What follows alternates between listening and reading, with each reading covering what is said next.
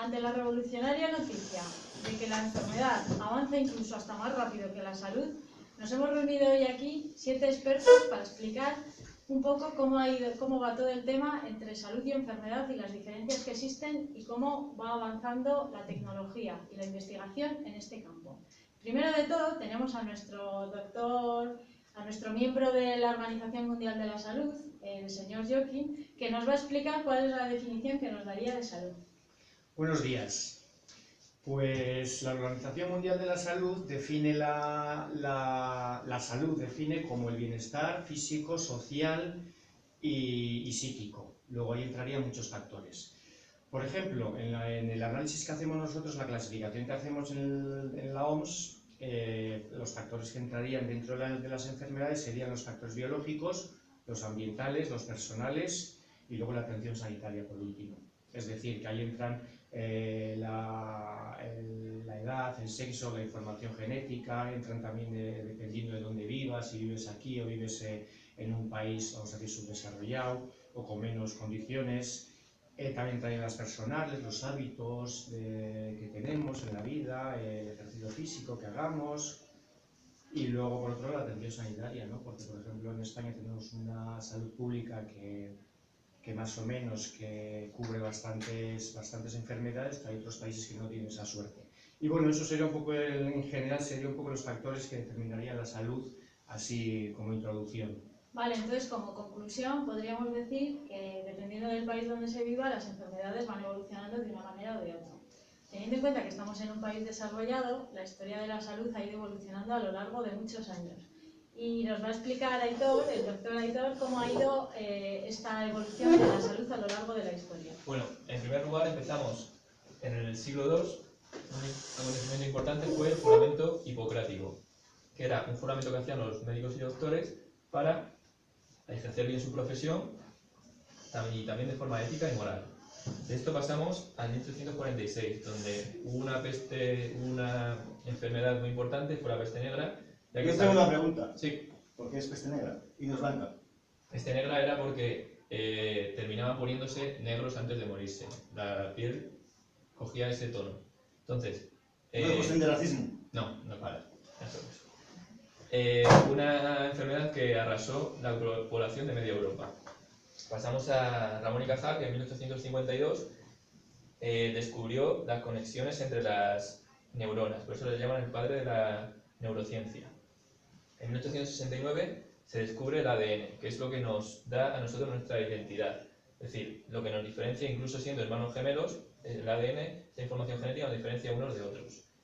En 1895 se descubren los rayos X. ¿Por qué se llaman X? Porque cuando los descubrieron no sabían exactamente lo que eran, y pusieron el nombre de la incógnita, X. En 1899 se descubre la aspirina, que actualmente es el fármaco más utilizado del mundo, con 100 millones de unidades al día. ¿Vale? Perdón un segundo. Sí. Respecto a los medicamentos, me gustaría señalaros que nos sirven para prevenir o aliviar y curar enfermedades, pero que tenemos que tener en cuenta que no todo el mundo puede tomar un medicamento así por así, sino que hay que ir al médico para que éste nos diga qué hay que tomar y leernos sobre todo el prospecto. Perdona. Gracias. Continúo. En 1998, Alexander Fleming descubre por pura casualidad la penicilina, porque se le olvidó unas bacterias, se le olvidaron en una placa y en vez de, se las dejó olvidadas y al día siguiente volvió al laboratorio y en vez de liarlas se le ocurrió mirar por el microscopio y observó que gran parte de esas bacterias habían desaparecido. Entonces se dio cuenta de que es un componente muy importante, la penicilina, el antibiótico, que hoy se utiliza mucho. Me gustaría recalcar que como antibiótico es una sustancia que resulta tóxica para las bacterias, pero no para los seres humanos, ¿vale? Que lo que hace es matar esas bacterias y así curar enfermedades. Muchas gracias. Vale. En el 67, Christian Barnard realiza el primer trasplante humano de corazón. Entonces este neurocirujano fue muy importante en la historia.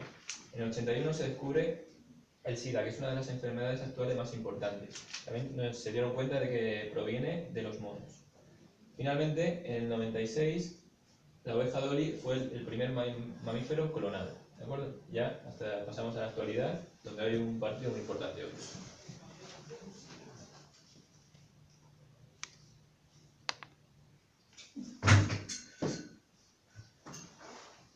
Siguiendo con el coloquio, vamos a preguntarle, que se le ha quedado colgado antes, al doctor Joaquín sobre los factores de la OMS que influyen en la salud. Perdón, antes de empezar, ¿le importa como estoy un poco, no estoy muy cómodo, puedo poner los pies encima de la mesa? Adelante. Entonces vamos a ponernos aquí entre la salud y la enfermedad.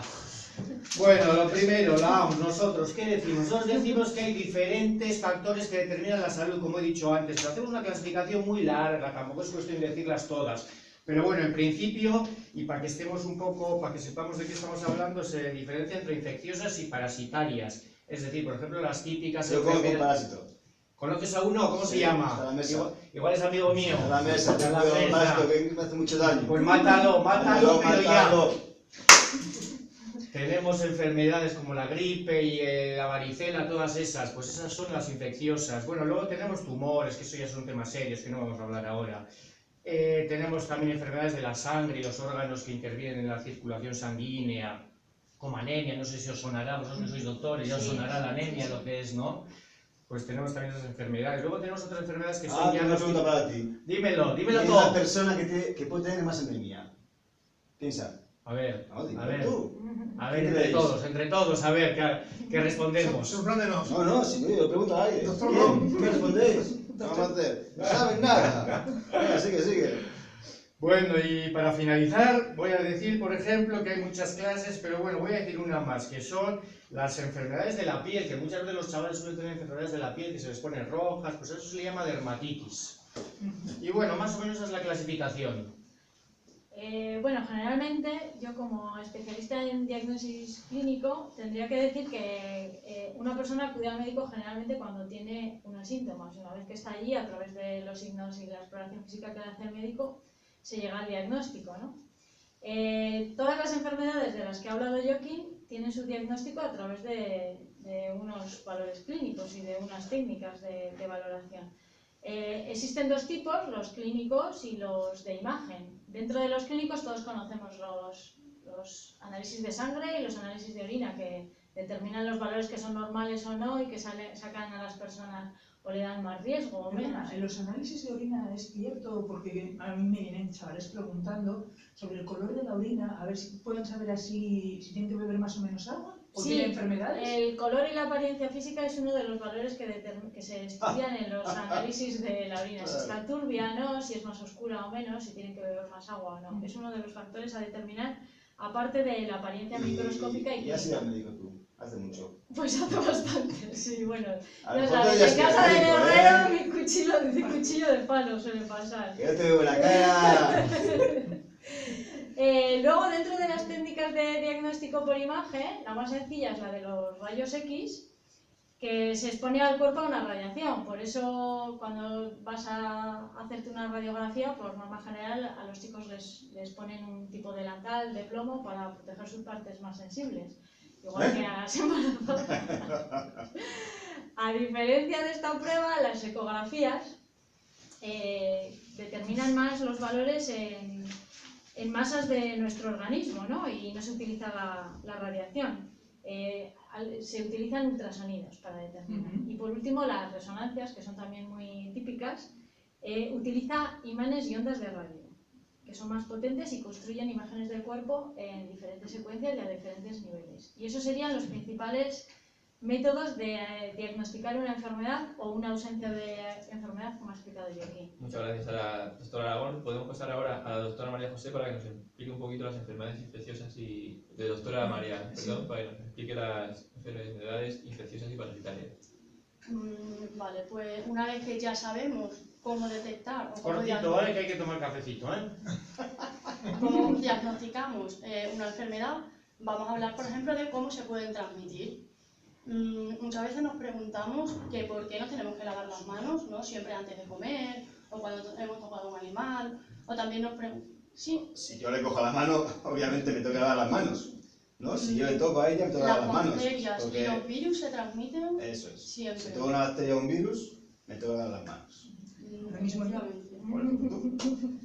Luego también, ¿por qué no es bueno compartir la botella de agua cuando estamos enfermos? Pues también es otra de las cuestiones que vamos a resolver a raíz. O sea, que no hay que compartir fluidos.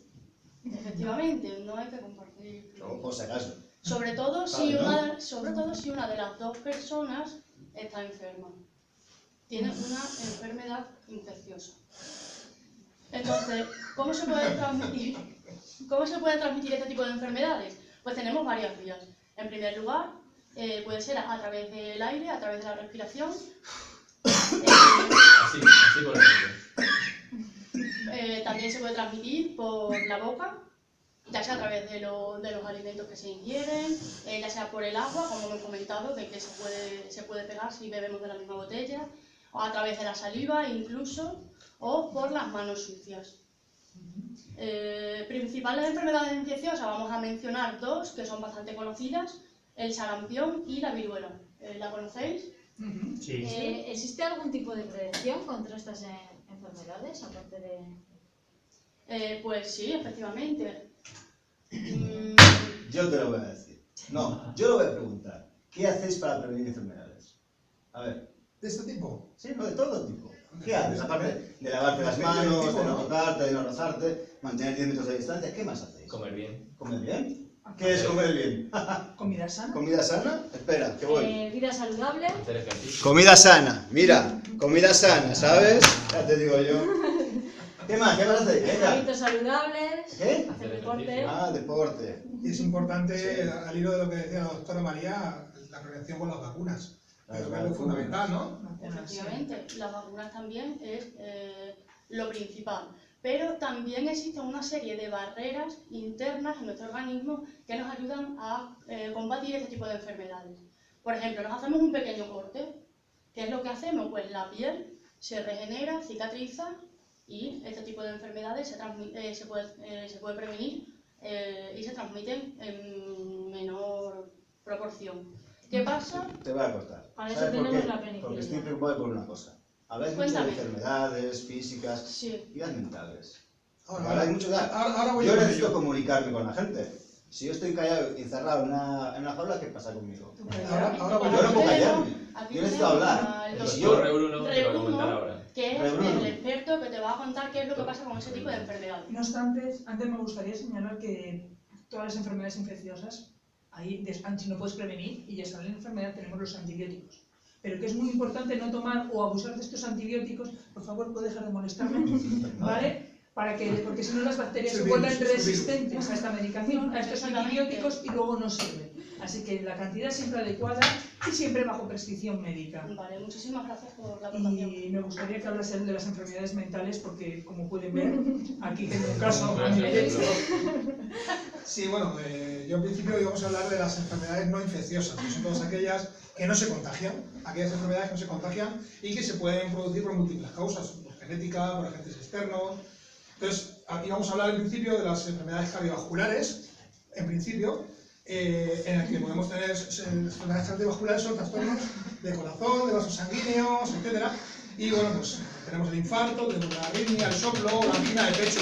Es importante conocer qué es una angina de pecho para que no nos pase otra vez lo que pasó a mí un día, que me llegó un niño diciéndome que tenía una angina de pecho y era que tenía angina si le dolía el pecho. Ah, qué bueno. Este caso es totalmente ahí. Luego tenemos las enfermedades respiratorias, las enfermedades que comprometen o que se trata de afecciones del pulmón y las vías respiratorias. El asma, como puede ser el asma, la apnea del sueño, las vegetaciones, y que esto hemos comprobado con distintos estudios que se da mucho más en lugares con mucha más polución y con mucha más contaminación, el tema del asma en los niños y de este tipo de población. Luego tenemos, como hemos hablado antes, el cáncer, los tumores, que son el aumento de células malas que terminan por comerse las células buenas de una forma descontrolada. ¿Has oído lo del café? Vamos rápido. Espera, Tenemos que vamos a que- tratar un enseguida. segundillo. Sí. En este caso que estabas hablando, podríamos hablar de la cirugía, ¿vale? Cómo ha evolucionado también a la hora de hacer trasplantes. Ya no es como antes, que si nos imaginamos eran... Perdón. ¿Vale? Utilizamos técnicas como los láser, que quedan orificios mucho más pequeños, no como hace años que nos quedaban muchas cicatrices. Y es que también evolucionan las enfermedades, pero la tecnología evoluciona en consecuencia con ello. Sí, este tipo es muy importante también el hablar de los factores externos que nos provocan este tipo de enfermedades, como puede ser el tabaco, las radiaciones, que a día de hoy pues, son múltiples y las estamos sufriendo. Y ahora vamos con los trastornos mentales y de conducta. No, yo no sé nada de eso. A ver, para explicárselo muy sencillo y aún como se lo explicaríamos a un niño, yo creo que lo podemos explicar como personas que tienen un sistema operativo diferente al resto y que esto afecta a su comportamiento. Yo creo que sería una explicación que un niño lo podría entender en cualquier momento, que en lugar de tener un Windows, pues tiene un sistema operativo diferente al resto. ¿Qué les pasa a esos niños? Porque pierden la atención, que tienen dificultad para poder relacionarse con otro tipo con otras personas, y bueno, pues todo esto le puede afectar a nivel social, a nivel de comunicación y bueno, pues a nivel de la vida diaria. Y vamos a terminar con las enfermedades más, la diabetes, que bueno, pues es una afección al aparato que regula el la sangre y que siempre recomendaríamos para este tipo de personas actividad física moderada o leve y una dieta muy saludable, como el chocolate ese que tenías por ahí, justo lo contrario. Y las neurodegenerativas, que bueno, son una pérdida progresiva de células del cerebro que afecta a su funcionamiento. Por ejemplo, el Alzheimer, el Parkinson, el ELA, que están actualmente muy en boga. Y bueno, pues creo que hemos aclarado un poquito este tipo de Sí, yo creo que como conclusión podríamos decir que son más el tipo de enfermedades no infecciosas las que están evolucionando en nuestra civilización más que las infecciosas, porque las infecciosas se erradican a través de diferentes técnicas y métodos, como pueden ser los nuevos antibióticos, mientras que las no infecciosas y las que dependen más del ambiente y de nuestra vida cotidiana, digamos, son las que están evolucionando cada vez más y son más casuales en nuestra sociedad. Pues con todo esto, despedirnos del programa y agradecer a todos la presencia aquí. Un placer, muchas gracias. Y hasta mañana. Adiós. Me acabo de dar cuenta que nos